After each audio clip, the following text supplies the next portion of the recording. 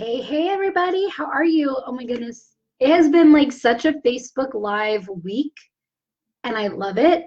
I might have to just keep doing lives. Lots of lives. How many of you like lives? How many of you prefer lives to posts? How many of you, well, I guess I'm going to ask how many of you are seeing my lives, but if you're not seeing it, you're not going to be here to comment on it. Anyway, I have been live so much because I do a weekly Facebook Live. I do a live every Wednesday at 5 o'clock in this group. That's what this is. And today's a really great topic. And it spurred off of an interview that I did on my podcast with Rachel Albers. So it's really good. But we'll talk about that. But I've also been doing a 3-part series, right? So Monday at 10 a.m., Wednesday at 10 a.m., and part 3 is Friday at 10 a.m. And that's all about 3 reasons why you're not making 6 figures in your business. And then I announced that I'm doing like a special 15-minute assessment thing that I announced in the group. So I've been everywhere, right?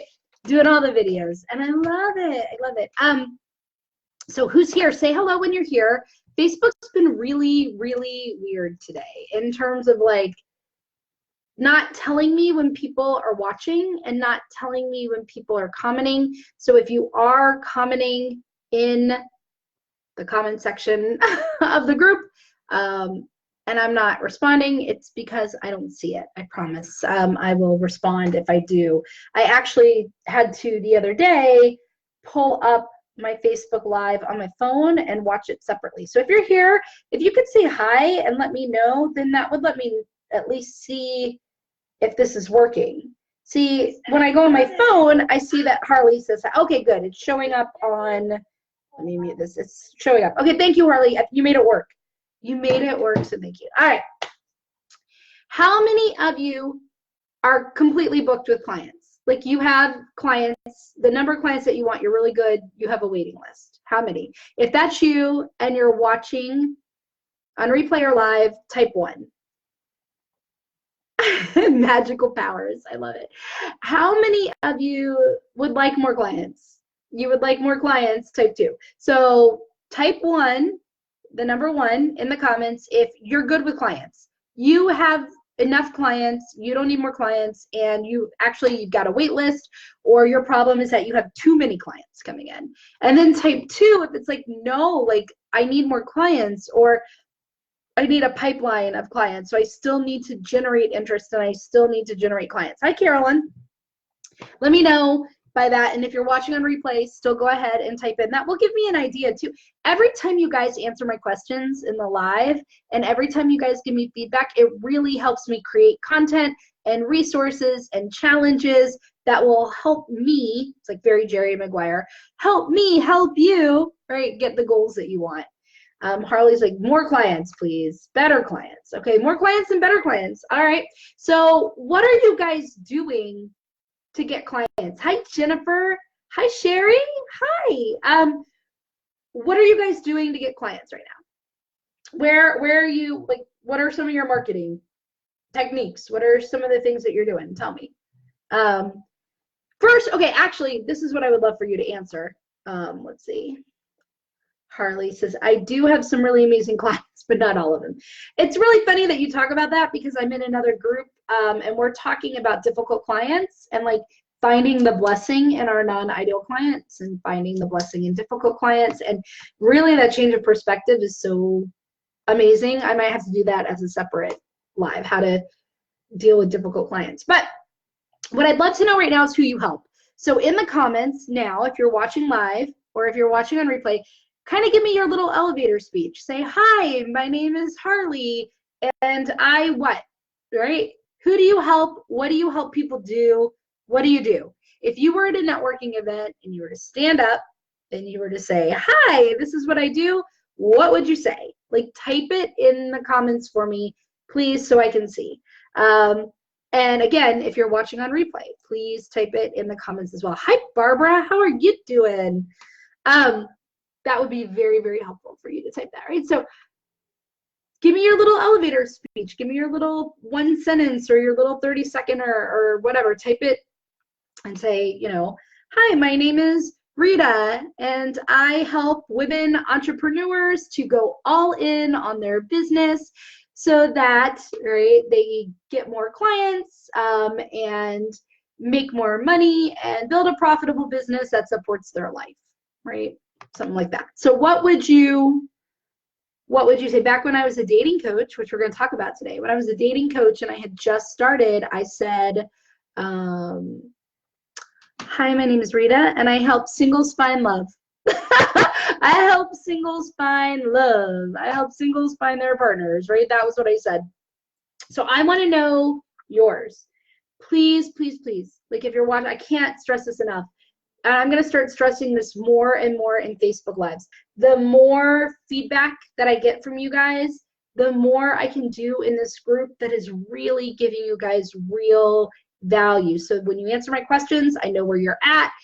When you're doing all of that, I know what's going on in your business, and I'm able to provide opportunities and resources and challenges and education that will really help you in a meaningful way to grow your business. So, all right, I'm going to go off of none of you sharing your elevator speech at all right now, and I'm still moving forward, right? I'm still moving forward with it. So this topic came up because so many people have said something similar to what Harley has said recently, which is like, I'm getting people, but they're not the right people. So I'm getting attention, but it's not from people that would be the right people to hire me.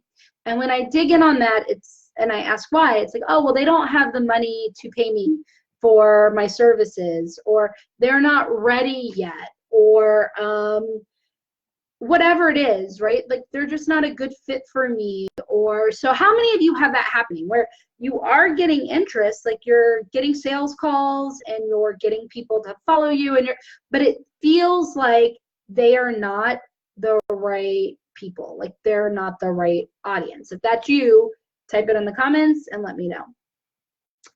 Harley's like, I don't have an elevator pitch, but I have a tagline on my website and an ideal client description. So I'll share my tagline. Guiding driven entrepreneurs through the financial battlefield so they can become the hero their business needs. Okay. All right. I say thank you for sharing that, Harley. Thank you. Are you open to feedback? I'm not going to give feedback on it right now. Are you open to feedback on that? And I think as we go through the conversation today, you might have something different at the end of it a little bit. As a tagline, it's super cute, right? But if you were to meet somebody and somebody says, hey, Harley, what do you do? Right? Tell me what you do. If you answered that, like guiding entrepreneurs through the financial battlefield so they can become the hero their business needs, like I would be like, I don't know what that means, right? I don't know what that means. But as a tagline on a website, it's really cute. So I'm a CPA and a virtual CFO, right? Yeah, so there you go. So now I'm starting to get a better idea of what kind of financial battlefield you might like take me through, right? I'm gonna give a great example. I don't know how many of you saw the post. Hi, Vicki. How many of you saw the post from today in the group about my client, Becky, who's a health coach? Just type yes or no if you saw it. Doesn't matter if you didn't, because I'm gonna be talking about it today. But I'm curious, how many of you saw my post about how many of you saw my post about Becky, the health coach, my client? Because we're going to use her as an example in today, right? But this came up because a lot of people are saying, hey, Rita, who are contacting me, I need more clients. I'm not getting any clients. People are saying, wow, what you do is so great. What you do is so needed, but nobody's having a sales call with me, or nobody. And it's not that they're not converting sales calls. It's that they're not really getting sales calls. People are like, oh, that sounds wonderful. That sounds lovely. That's great. That's so needed. But then they're not like getting on the phone or expressing interest in terms of buying what the people are selling. So they're like, I'm getting a lot of interest, but not a lot of sales calls or sales opportunities. I'm getting people in my group, but not a lot of engagement. I'm getting people added to my list, but not a lot of opens. Or yeah, I'm getting potential clients, like I'm getting sales calls booked, but they're not the people that I want or need, or they don't feel like a good fit, or they keep telling me that they don't have the money that they need to buy my service. So is any of this happening to you guys at all, right? Any of this happening to you guys at all? I'm just curious, right? So this is something that's happening right, to people, which is why I'm having this talk with you today. And so the talk today is kind of how do we avoid that, right? How can we really call in clients and call them in consistently and make this, I hate the word easy, because I don't believe that running a business is easy. And people are like, oh, but it should be easy. It should feel easy. If it's hard, then you're not doing it right. And I call BS on that, right? I think running a business is not easy, but it's simple. Okay, so like getting clients is simple, but it's not easy, right? Running a business doesn't have to be hard, but it's difficult. Okay, does that make sense? Like, so running a business is both simple and difficult, and so that's what I believe, right? So I'm going to talk to you today about how we can make this process not easy but simple. Where is the simple in getting clients? Because if you're not getting them, I guarantee you get really angry when somebody's like, but that's so easy. It's so easy, or even it's so simple to get clients. And you're like, oh my gosh, just tell me how, right? There's no secret to it, but there are some things that will help make the process more simple. Oh, so Sherry says, yes, this is what I'm hearing a lot, right? Who are you hearing that from, Sherry? Just in general around you, or oh, you're hearing a lot from potential clients that they can't afford you? Is that right? Is that what you're hearing? Harley's like, yes, money's an issue for some of my services. Sometimes it doesn't, right? So here's the thing, like, money is always an issue for everything, right? For people. Money becomes less of an issue when they really, really have an urgent need to purchase what you have and they're looking for it, right? So a lot of times, and this is like really 18 Facebook Live education sessions, like smushed into one Facebook Live session, right?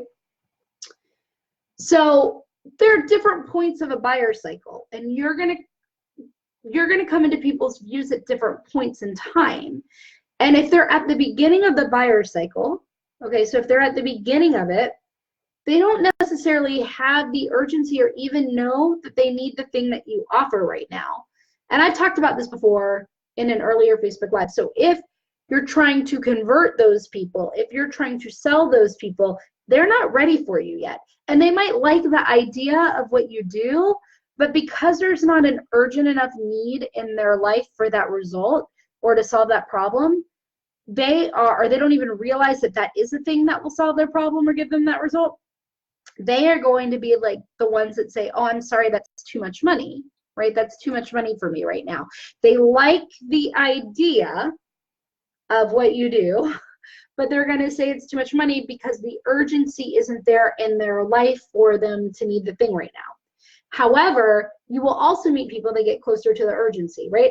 If you're meeting people for the first time, though, when they are at their highest level of urgency, it might be too late, right? So what I mean by that, I gave an example where, like, if, let's say I'm having tax I got a letter from the IRS or something, and like the first time I ever hear about you is like the day that I'm like freaking out because it's the last day that I can, knock on wood, I don't manifest this, right? The last day that I can, like, whatever with the IRS. If that's the first time you pop up in my view, I'm probably not hiring you, right? Even though I have high urgency, chances are I started researching people that could help me with that the minute I thought the IRS was going to send me a letter, or the minute IRS sent me a letter or something, right? So I'm probably going to go with one of those, or a friend referral or something like that. So there's this balance between people finding out about you when they're not yet ready to buy, and then people finding out about you when they're so urgent to buy it. Both ends of that spectrum, it's not going to work. They're not going to hire you for different reasons. But at the beginning, they're not going to hire you because they're not ready yet. They don't see the value in what, it's not that they don't believe that what you do is good. They're just not resonating that yes, and hiring you for this thing is worth all that money because the urgency isn't in their life at the moment, right? So let me see what you guys are saying over here. So Sherry says, I'm hearing that what I offer is so needed. Yeah, I wish I knew you that. It's so needed, right? That's what you're going to hear a lot of. Oh, it's so needed. And you're like, well, if it's so needed, why isn't anybody giving me cash money for it? Harley's like, that's why some of my services aren't an issue. When they're freaking out or found out they're doing things illegally and they need me to help them get taken care of. Other services are so used to either doing it themselves or they don't realize what I'm offering, right? Knocks on wood. Yeah, knock on wood, right? Hi, Kurt. Hi, Bonnie. There's one of my guys. One of my guys is here today. I'm still waiting for Kurt to call me one day and tell me that he's just going to make me a star. Like he's just going to put me on the Ellen show or something. So there's that balance, right?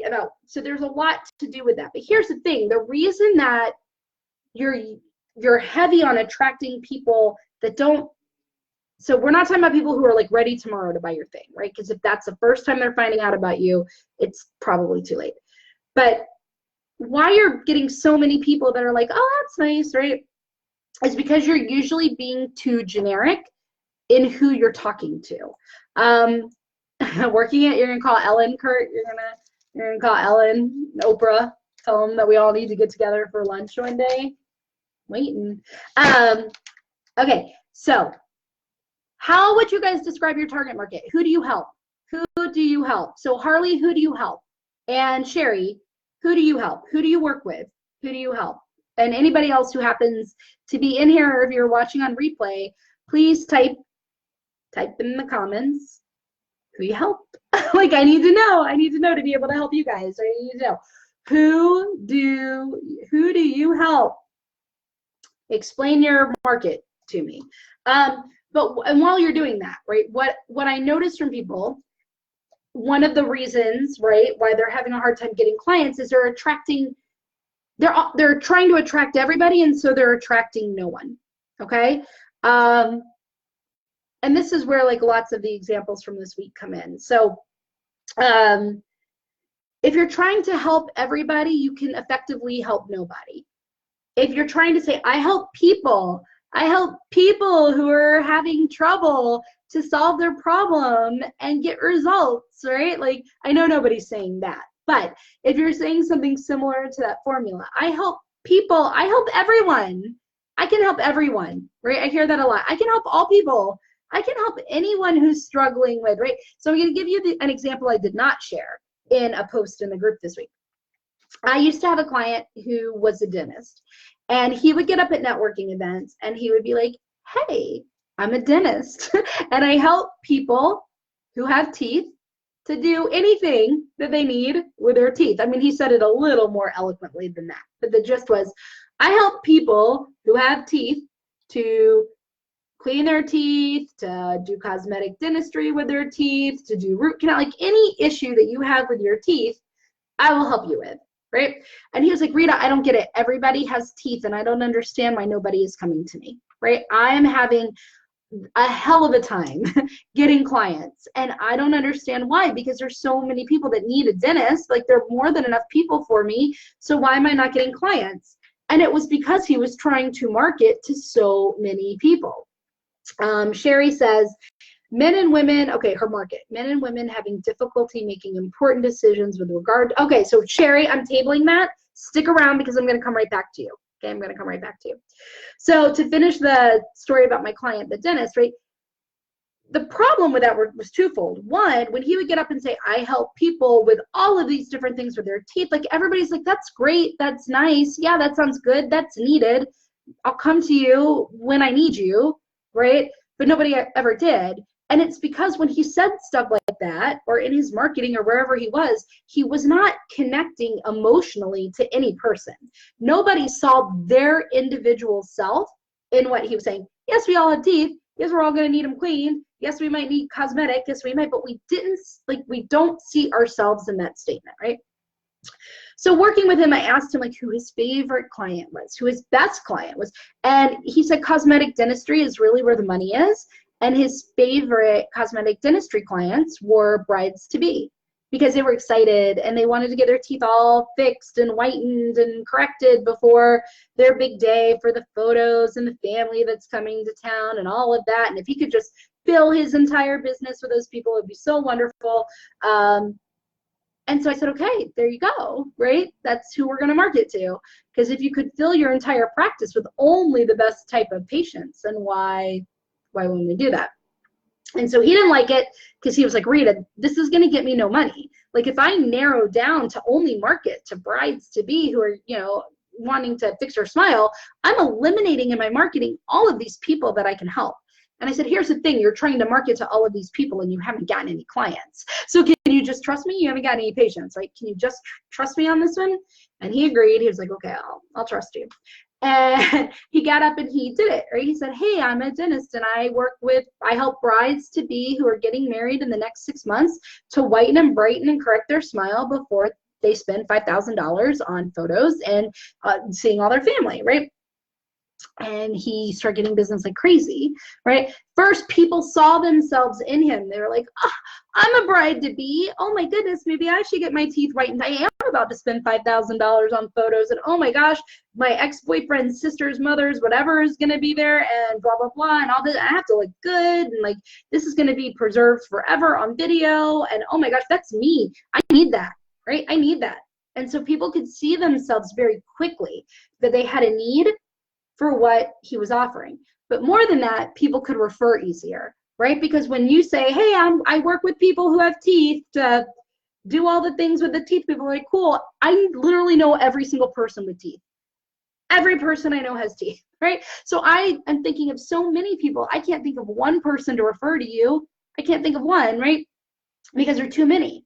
But now it's like, oh, you work with brides to be. Oh, my friend Susan is getting married. Around 6 months, I think maybe she wants that, right? Oh, my friend Carol, like whatever. So she wants that, right? It makes it easier for people to give you referrals when you narrow the pool of people that they're thinking about. Does that make sense? Are you guys following me so far? So those are two things, right? Two things. I know Elena. I know Elena. She was in my mastermind group for a round. I was her coach for a round. I love Elena. She's fabulous. And so, and I'm glad you love me. Thank you, Kurt. So that was like, so there's a dentist example, right? By standing up and actually narrowing the market, he was able to, with more ease, call people in. Now, those weren't his only kinds of clients, right? His other clients, people would like, and we'll talk a little more about, but people heard about him because he became so well known, and people were like, hey, I'm not getting married, but could you do that to my teeth? Or I don't need the whitening and brightening, I just need like a teeth cleaning. Do you do that? Or hey, I just need a root canal or my kids or whatever. And he would say, of course, of course, of course, right? Because he became an expert to a narrow market, then everybody wanted to work with him. I work with women entrepreneurs, right? That's who I market to, but not just women entrepreneurs, right? Elena,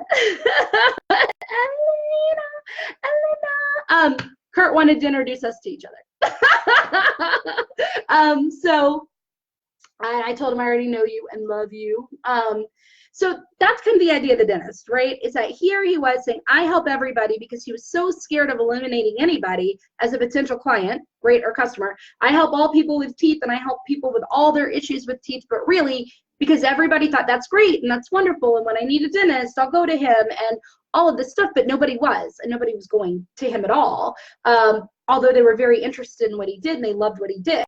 It wasn't until he got narrow and said, hey, like I work with brides to be who are getting married in the next 6 months to whiten and brighten their smile before their big day, that everybody started like seeing themselves in that situation and going, gosh, I think I need that. Or being able to easily refer somebody, because it was easy to think, do I know somebody like that? Yes, okay, I will refer somebody like that, right? Okay. You know what? I don't know why he wanted to introduce us, but I'm interested in knowing what I said that made him want to introduce us to. Okay, so that's one piece of it, right? Also, he could network more effectively. If he knew that he really wanted brides to be, he could target his networking so much more efficiently, right? He could go to where the brides to be are going to be. He could go to wedding expos and have a vendor table. He could go network with other wedding professionals. He could join like little wedding power teams, and he could go to the wedding expo, association, and he could go to like the national wedding. I'm sure there's a national wedding planner association or something. Go to all of these places where either brides to be or professionals in the bridal industry were going to be, right? And he could be so much more effective. So he started speaking at those conferences and showing up at those places and kind of like talking about, you know, things and related to the whole correction and whitening of teeth in the photo and all of that. But he became like this, and he was getting quoted in magazines and getting quoted in newspapers. And because of that, he really did become this like go-to expert. And because he became this go-to expert to them, to that market, everybody wanted to work with him, right? And that's why I told you guys about my client Becky today. My client Becky, who was a health coach, and she would get up and be like, I help people to take control of their health using my 7-step formula to better health, because better health means better money and better relationships and better everything in your life. Like, you know what I mean? And so if you're ready to take control and live a healthier life today, like blah, blah, blah, right? So Harley, when you gave me your elevator speech, right, which wasn't really an elevator speech, right? But you said like, I help take people through the financial battlefield so they can be a hero in their business, right? That still doesn't really allow people to see like who are you talking to, like what kind of financial battlefield, right? So hopefully this scenario will help you when I share with Becky. So Becky marketed like that, right, to everybody for taking control of health so that all areas of their life could be improved, right? That's kind of broad, right? Again, you might be like, that's great. I know I need better health. I know I need to work out. That's super awesome. But you're not going to actually pull the trigger on calling Becky because she's not speaking to you specifically, you urgently enough. So as I worked with her, I found out that her favorite clients and customers were women who had just re-entered the workforce. So maybe they had been at home, stay-at-home moms for a while, or they had just been working from home for whatever reason, but they were ready to come back to corporate America. They were ready to work.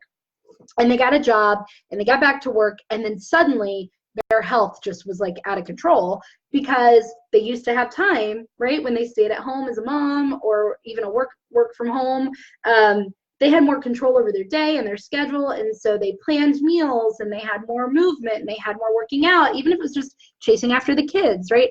And now they're sitting at a desk and they have a commute they didn't have before, so they're more tired and they're not finding it easy to eat in an office environment or to find time to buy good food to pack meals, so they're eating out a lot. And they have like a lot of overtime. And so as we narrowed in on her market, she was able to flesh out the problems that that market had specifically, right? And another problem that she found that that market had specifically was they're new in their job, and so they're scared to ask for anything that they need, and they're especially scared to ask because they're a woman mother. And as a woman and a mother in corporate America, what they were finding was that anything that had to do with like talking about needing time off for family or to leave early or anything really put them in a harsh light, because the world still sucks and that's what happens, right? And that's just the nature of the way that companies and cultures still happen to be. But not only that, right, she needed to prove herself in this brand new job. And so she wasn't really able to like take time off to work out during lunch or go to yoga in the morning or do all of this stuff, right? So she was scared to ask for anything, right? So that is very specific to a woman who just started a new job, right? And then talking about like starting a new job and having a family, right, adds a new element. So the more narrow her market was, the more specific of problems that she could identify. Does that make sense? So then when she was marketing, instead of just saying, I help people take control of their health, I help people take control of their health so that when you're healthier, you're happier. And when you're happier, you get more in your life. And when you get more in your life, you'll have more money and you'll have more friends and you'll have more. And people are like, wow, that's cool. And yeah, I need to be more healthy. And that's great. But nobody felt the urgency to pull the trigger and get on the phone with her, right? But the minute that she started saying things like, look, I get it. You just started a new job, and suddenly the control you had over your food and over your schedule is gone.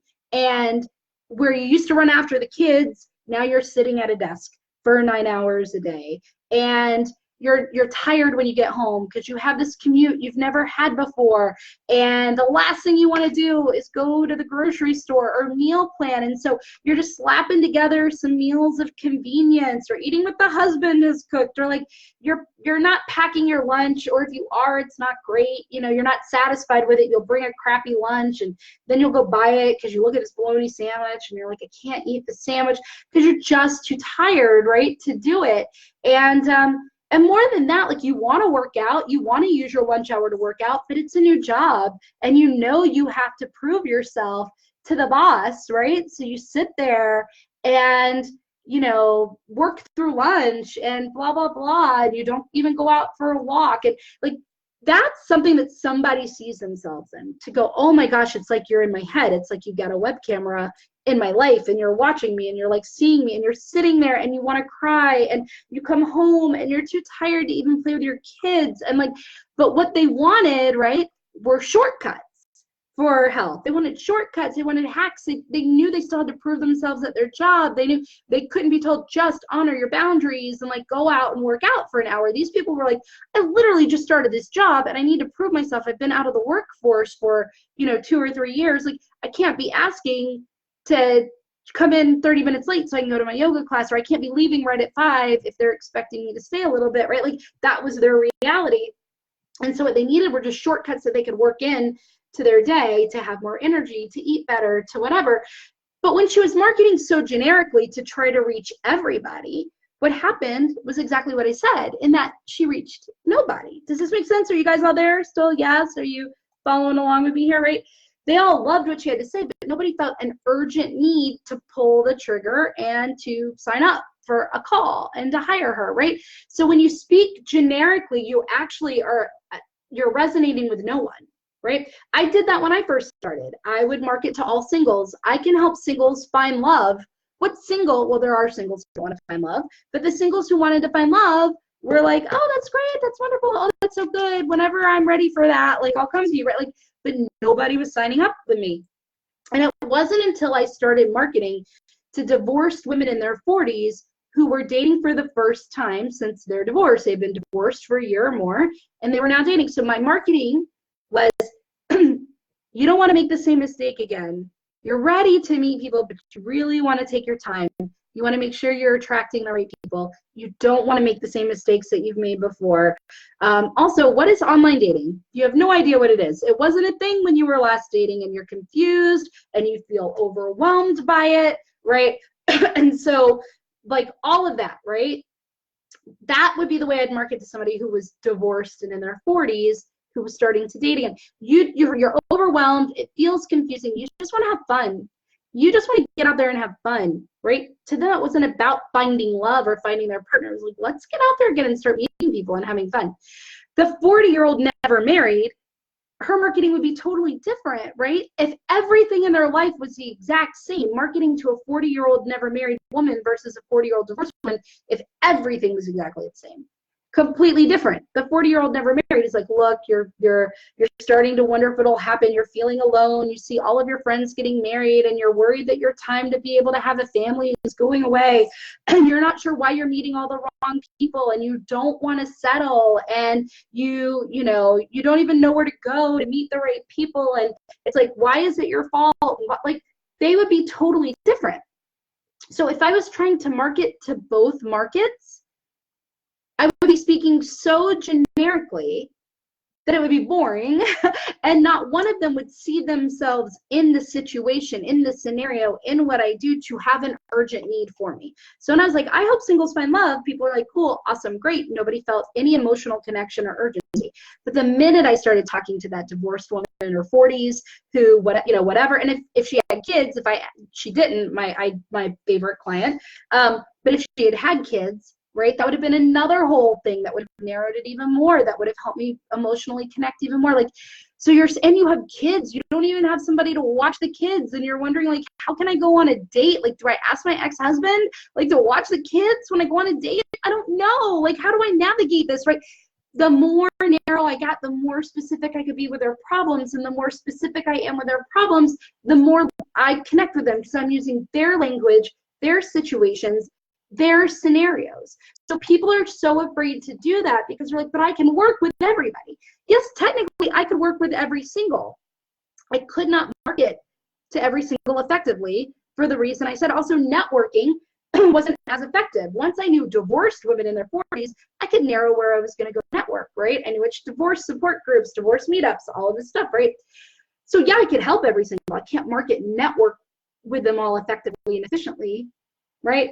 So I had to narrow. But what happened was, as I was out in the single circuit and I was speaking and I was talking and I was like, other people would come up to me and say, hey, I'm not divorced, but I loved what you had to say. Could I work with you? Men would come up to me, hey, I'm not a woman, but I love what you had to say. Could I work with you?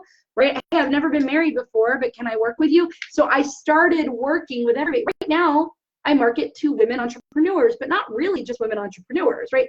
Women service-based entrepreneurs, not product-based entrepreneurs. Women service-based entrepreneurs who have an internet component to their business. They really want a virtual work from anywhere type of business more than they do a location-based business. Women who are solopreneurs, right? Women who are solopreneurs and they work from home doing all of this stuff, right? That helps me speak to their individual challenges, like the challenges and frustrations of someone working from home in a service-based business who really kind of wants that pick up and go and work from anywhere model is very different than a retail store owner who has a location, brick and mortar, who is trying to get people in to buy products. Like totally different. If I was trying to talk to both of them, I would be so generic, I would not resonate with anyone, even though, right, even though I could help them both. So Sherry's like easier said than done. And I challenge that, Sherry. Why do you think that that's easier said than done? And I know that it's hard to do, right? It's hard to do because it's scary. It's scary to market in a way that alienates anybody, right? But yet, by marketing to everybody, you are hurting your business. You're keeping money away. To call in the right people and to call them in such a way that like you become the go-to expert to them, to that market, to that industry, to those people, to that situation, to that lifestyle, to that whatever, you have to be so ingrained in it that you become the go-to expert. Right? It's the difference between a general practitioner doctor and a specialist. I say this all the time, right? We will go see our general practitioner for like our little tiny problems that pop up, and they kind of can do everything, but they only do everything a little bit okay, right? So when you have a real problem, they need to send you to a specialist, right? So if you wake up with like cancer, you wake up with, Lord forbid, something, you know, I don't even know, right? But if you wake up with something, you're not just going to go to your general practitioner unless you have to. You're going to start researching for a specialist of that thing, or once you find out you have that thing, you're going to go look for a specialist, right? Because you know, they know everything about my problem. They know everything about what I'm going through, right? And so if I start seeing a specialist that helps single women to navigate some medical problem, I'm going to be like, oh, they get me, right? It's the same thing with a real estate agent. Like real estate agents who help people buy homes, great. But if I'm a single woman, never married, and there's a real estate agent saying, I help single women who aren't married stop waiting for a man to own a home and own a home today, it's like, that is me. That is me. And he can talk like me. You don't want to wait anymore. You don't need a man. Like, you're ready to do this all on your own. Like, you're tired of what society says. Like, whatever. Right? Great. Like, I'm going to resonate with him more. Right? And I'm going to, so then you can ingrain yourself in that world, become that expert, become that specialist, become the go-to specialist because you're speaking in specific language, specific situations, specific challenges, right? Meaning you're going to call more of them in. So yes, you are going to alienate a lot of people, but the only way you can actually resonate with anybody and really become that person where they're like, it's like Sherry is inside my head. Oh my, it's like Sherry's talking to me. I get a lot of clients telling me, or people on, oh my God, Rita, it's like you're sitting there inside my head. Well, and some people are like, no, you're not sitting inside my head, right? Because I'm speaking to the type of client that I want to bring in. I'm always speaking to that client, right? So they see themselves in what I'm saying and doing and marketing, and they will come to me. And that might mean others won't, right? But that's okay, because in order to resonate, I have to alienate, and I can't help everybody. I can't, why am I marketing to everybody when I don't have time enough in the day to take on every single client that there is, right? Why would I market to everybody if I can't take everybody? So I need to be more specific. I need to be the specialist, right? Yeah, so like they're going to be different challenges of somebody going through divorce if they don't have family local, if they're in a different state than where the divorce is happening, if they have kids or they don't have kids, if they have tiny kids versus like teenage kids. If I'm the one going through the divorce and I don't have a job, that's going to be different than a woman going through a divorce who does have a job. And while you have two people you're working with, it sounds like the husband and wife, I don't know if you work with both, right? Or if you only work with one, Sherry, but chances are there's one who's hiring you, right? Who's more likely to hire you, the woman or the man? And who are you working with, right? Like, and then it's what are your favorite situations? What are your favorite types of people and situations and personalities to work with, right? Like, if I'm going through a divorce and I am younger and I have a new baby and I don't have a job because I've been a stay-at-home mom. Like, my challenges and my worries and my frustrations and my family lives in a different state because I moved here or whatever, like, completely different than someone who's got family in town, who has a full-time job, the kids are, you know, grown. Do you see what I'm saying? Like, it's completely different how you could market in a way to really resonate. And then where you go to find those people would be very, very different too, right? And who you might go to get people to refer you. Like, and again, it's not that those would be your only clients, it's that that's who you market to. Because if you could fill your practice with only your favorite kind of client, then why wouldn't you? But still, by marketing, other people will see themselves in you and go, hey, I'm not that scenario, I'm not that situation, but like, I love what you had to say. I heard you speak at that event, and like, I heard you talking to, you know, that non-working mom with a child who is going through a divorce, and like, I'm not that person, but God, I loved everything you said. Do you also help people who are working? Do you help people who don't have kids who are going through a divorce? And you can be like, yes, right? Like, absolutely, I do. Does that make sense? Sherry, does that make sense? And Harley says it's scary to not only alienate a group of people, but to pick a market. What if it's the wrong market? What if they don't resonate with what I say? They don't have the capital money.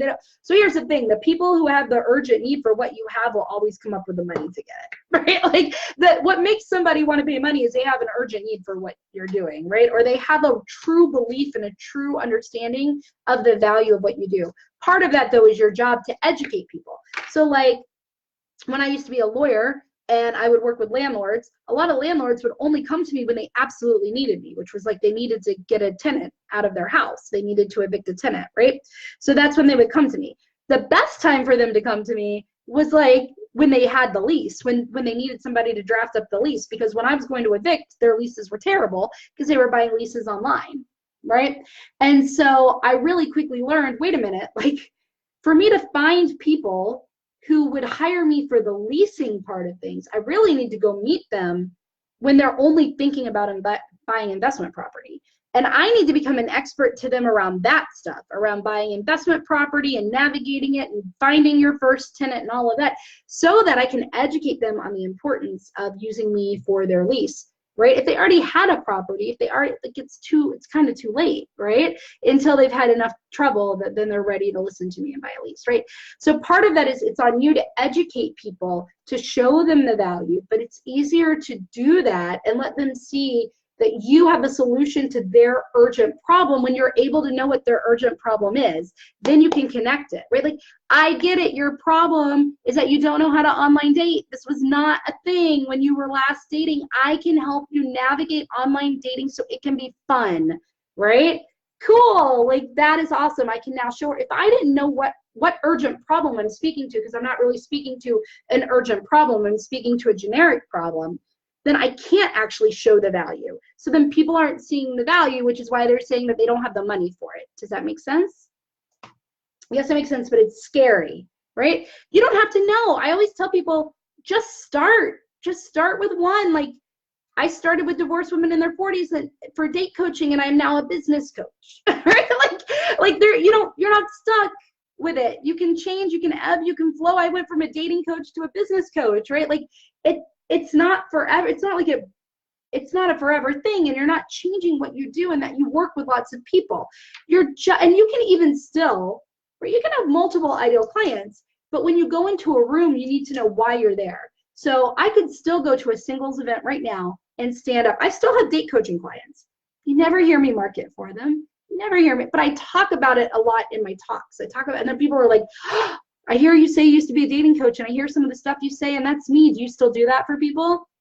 I don't have to market or network. I just have to make it part of my story. Also, right, if I do go to a singles event, if somebody's like, hey, there's a singles thing and we know you used to be a dating coach, do you want to come?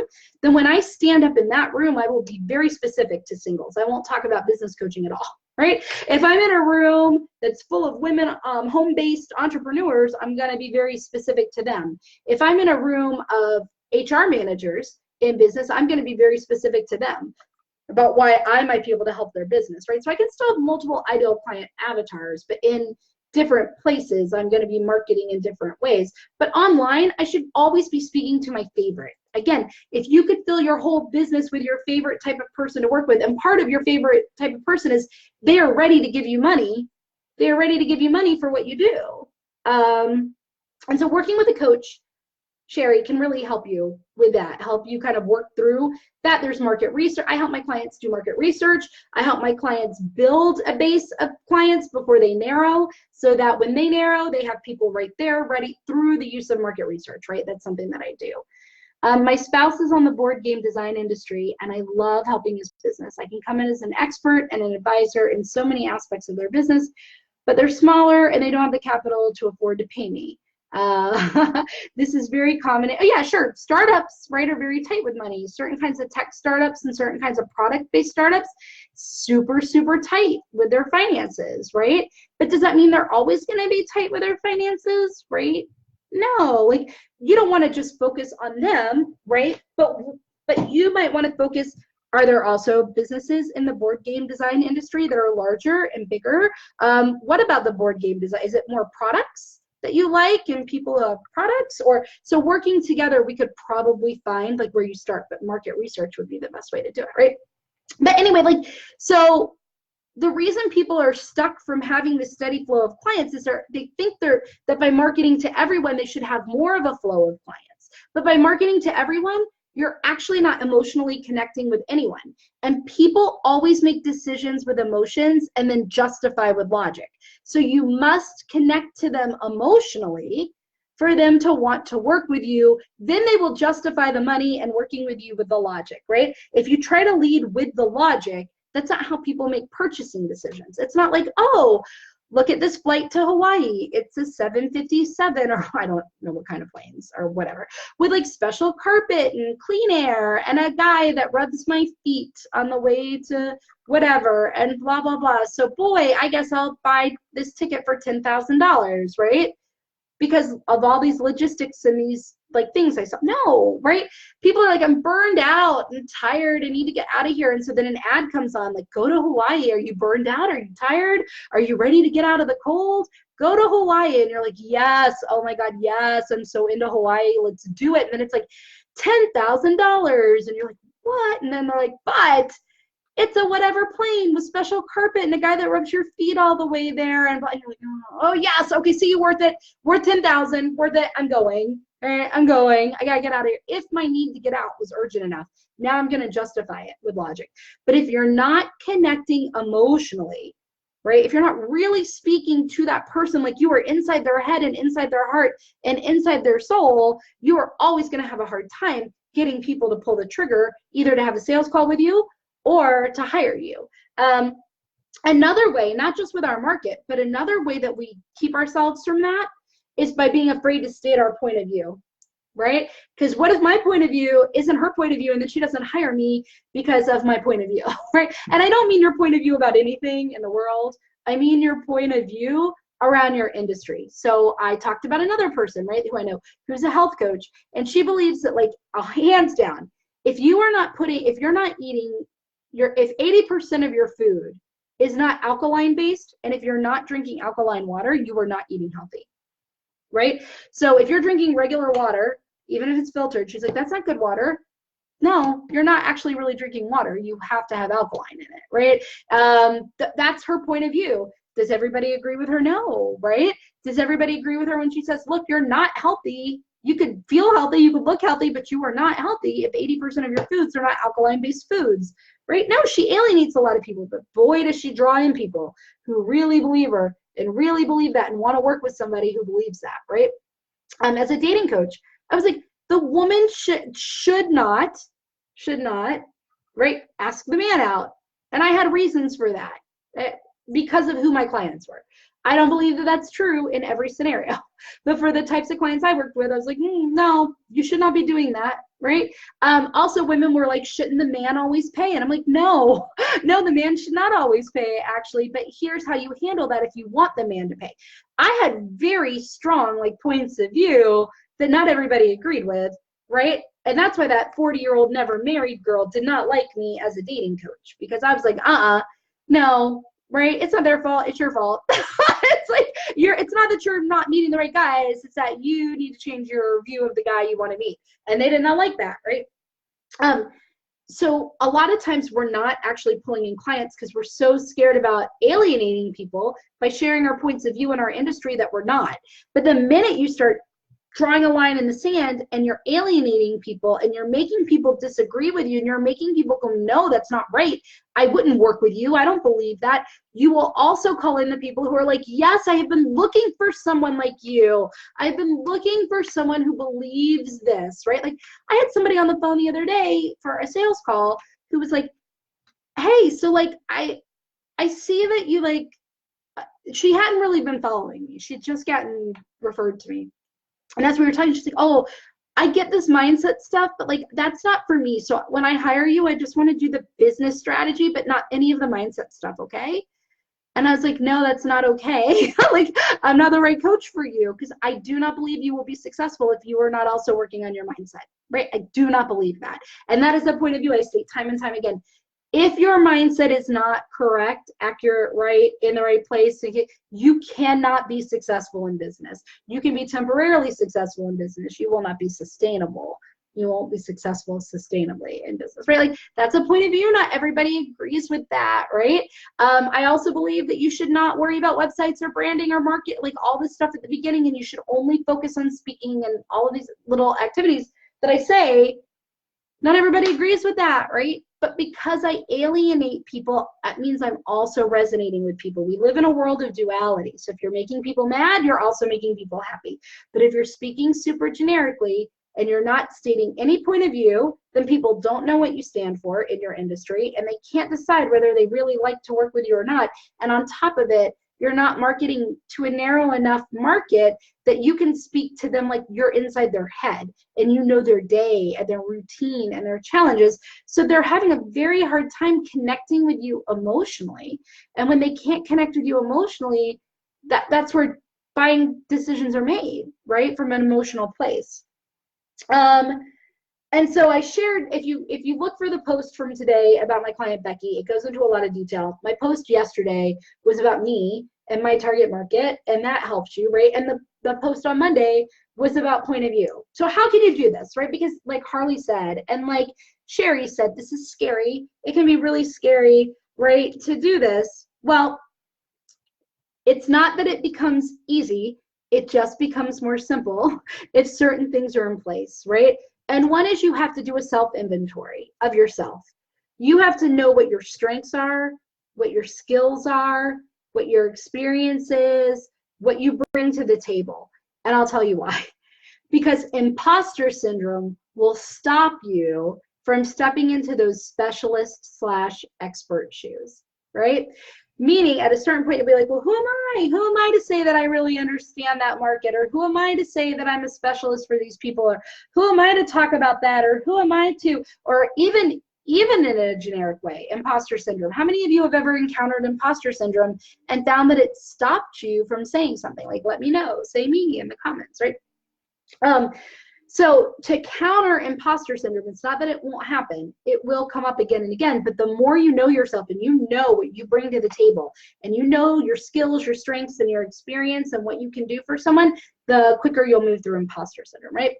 The second is you need to really get in touch about your beliefs in the industry. So like, what makes you mad in what's going on in your industry? What do you not believe in? What do you not like? What do you think is wrong? Right? When you start with that, it's easier to find what you do believe and what you do. Like, so read articles, read things, and start sharing your opinion. I disagree with this article, right? I disagree with this. Like, my my publicist, who is also a client, right? My publicist, who's a client of mine, we did a Facebook Live together, and she shared how she had a client, and her client, like, all the articles coming out were that Slack, which is a project management tool online.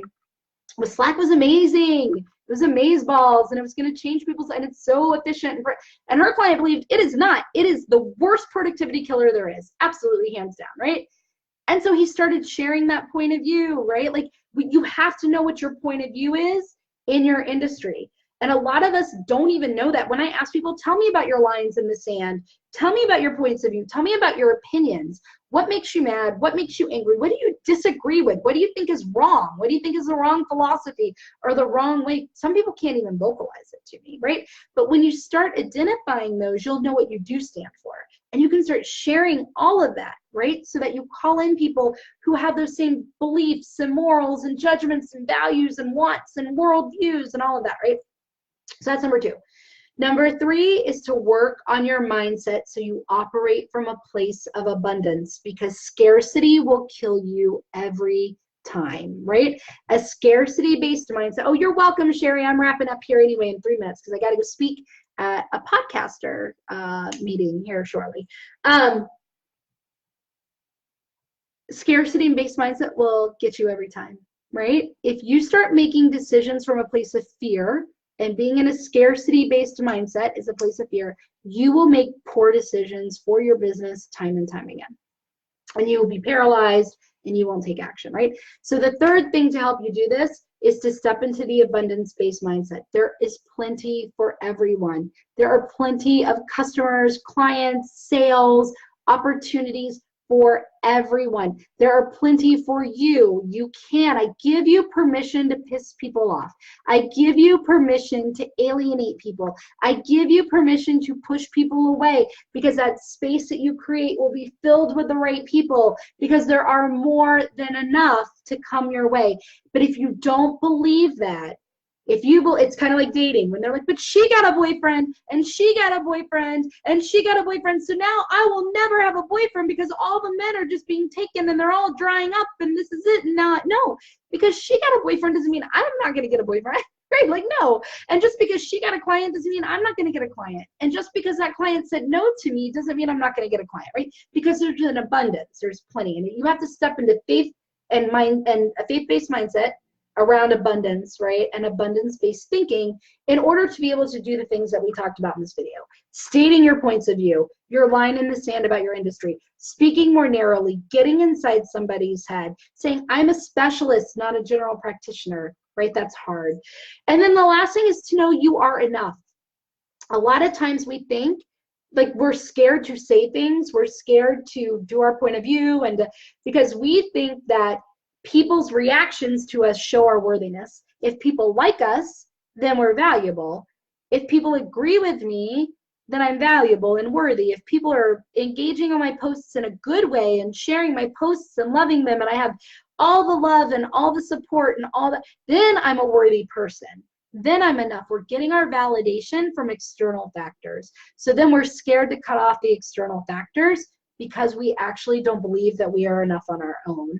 Right? And so I work with clients to help them tap into their enoughness, to help them see, just because I breathe and I live, I am enough. And when they add to that the self-inventory, then they get more confidence. Self-esteem is different than confidence. So first we have to develop self-esteem.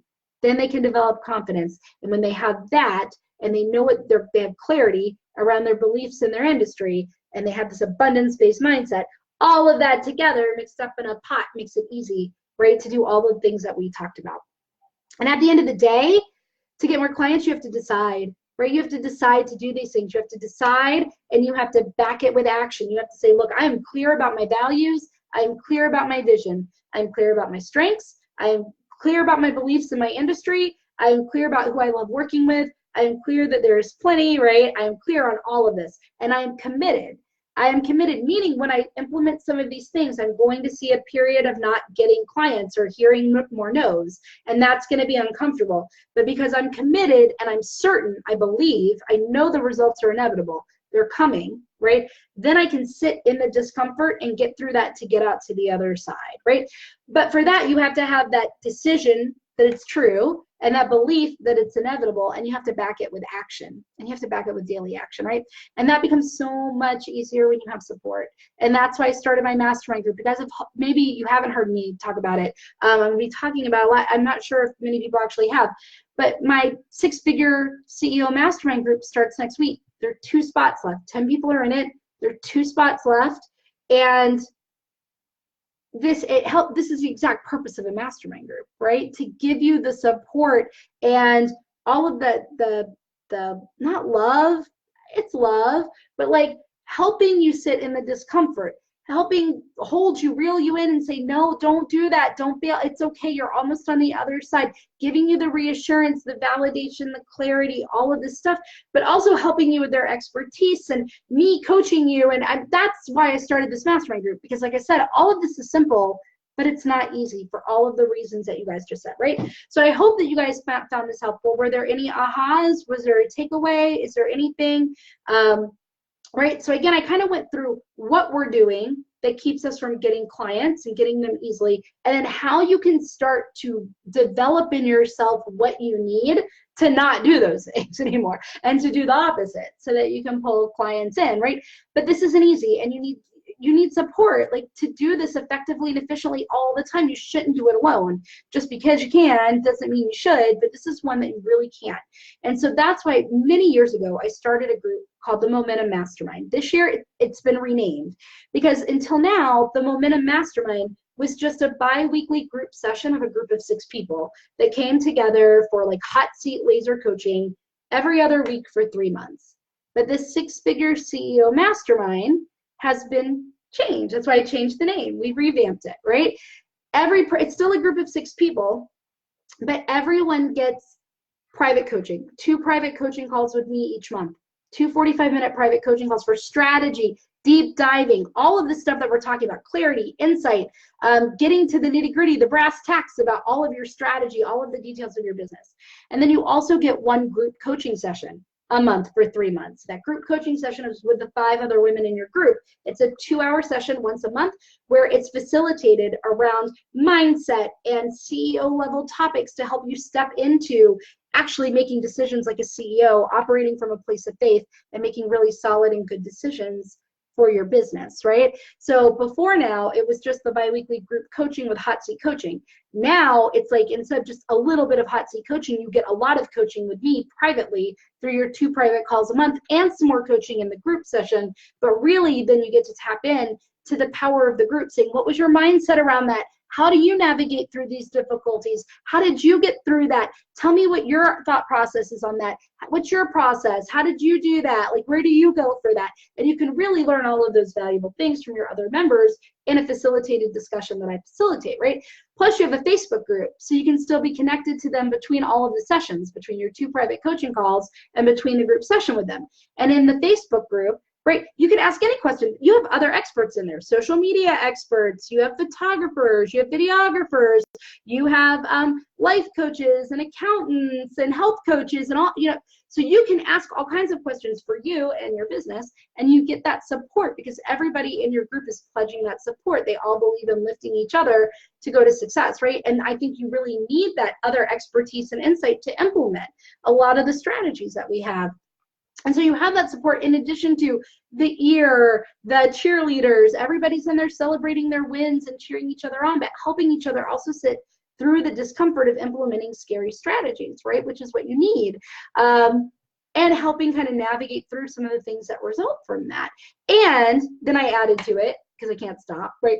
Every month you also get like a strategic planning document to step into something CEO level of your business. And you also get like a daily, everybody knows the Read It journal prompts, the daily journal prompt / business building activity, and you get that every day so that you get daily tiny action to be the CEO of your business, to move through this, plus private coaching with me, plus the group, right? So like I said, up until now, it's only been the bi-weekly group session. That's it. Now it's got all this other stuff, the private coaching, and it's got like the unlimited access through the group, and it's got the planning documents and the journal prompts and all this stuff, right? But I'm keeping the same price because this is the first time I've ever really run it like this. And so I'm keeping the same price for this round only. So with the private, right, my private coaching clients who work with me privately, they pay $1,000 a month to work with me privately. And they get 3 coaching calls a month and unlimited access to me, right? Well, this mastermind group, right now, for this round and this round only, is $497 a month for 3 months. Or if you pay in full, it's $1,200, right? And that gives you 2 private calls with me and the group call and all of the other stuff, right? So it's an amazing deal. It's basically like you're getting, right, 3 months of coaching, but you're only paying for 1. So it's like buy 1, get 2 free, right? Is really kind of the way it is. Because to private coach with me, you get almost the same stuff, right? Like you actually get less features, more me, but less features. And that's $1,000. So next year, this same group, the exact same group, it's going to be $750 a month for a 6-month commitment. It's going to be the CEO Mastermind starting in 2020 is a 6-month commitment at $750 a month, right? If you pay monthly. But right now, this version of the CEO Mastermind, right, with everything that's going to be the exact same next year, is only $497 a month for 3 months. Guys, I keep saying this because it's such a great deal. Like it will this is the best deal I've ever given in my business, right? Ever. And it won't happen. The timing just worked out right for me to do this. I wanted to run it once like this. I wanted to run it full out with both groups doing this.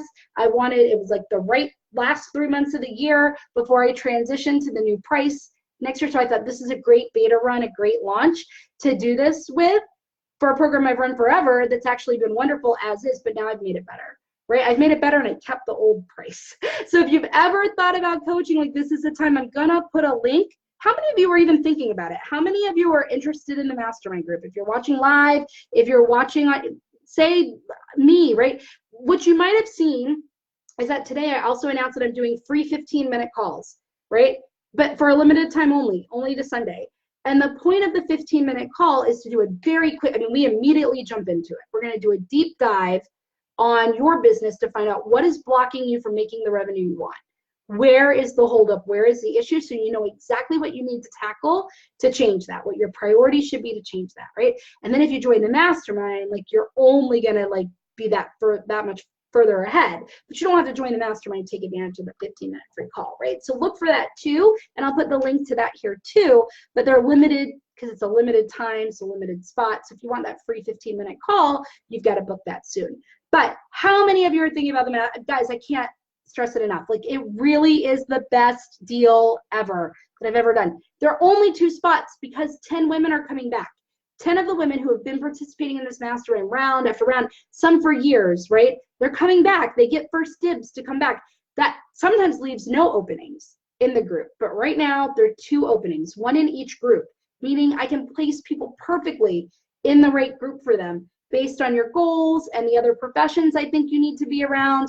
Guys, private coaching with me and the group support and the planning documents and the daily support and the daily actions and the daily feedback in the Facebook group and the unlimited access for $1,200 if you pay in full, or $497 if you pay every month for 3 months, right? That's a no-brainer when next year it's going to be $750 for 6 months, right? So don't wait, like get these, and there might not even be spots, right? Because everybody might come back. So I have no clue. So this is a great way to get really full support on your business and move it forward at a fraction of what the cost usually is or what it's going to be. So I'm going to put the link in the comments. You need to apply. The application does not obligate you. It allows me to place you in the right group and make sure you are a good fit. I'm not going to take you if you're not, like, if I don't think you're going to get out of it what you really need to get out of it, if you're not going to be around the people or have the experience that I think you need to have. I'm not going to place you in it, right? So you apply so I can make sure you're right fit and which group you would be the right fit for. And then you have like the order of accepting or turning it down. So go through the application process, find out if this is a good fit for you or not. It doesn't obligate you. And you can say yes or no after we talk, right? If I tell you, hey, it's a great fit and you ask some more questions, right? But let's just like make that, remember I said it's a decision backed with action. Like applying is the action. You're backing the decision with action that everything's gonna work, that it's all gonna work out and everything's gonna be good, right? And you're gonna have these clients and they're gonna flow in and they're gonna flow in with ease. So hopefully this helped you. If you're watching on replay, you have any questions, let me know.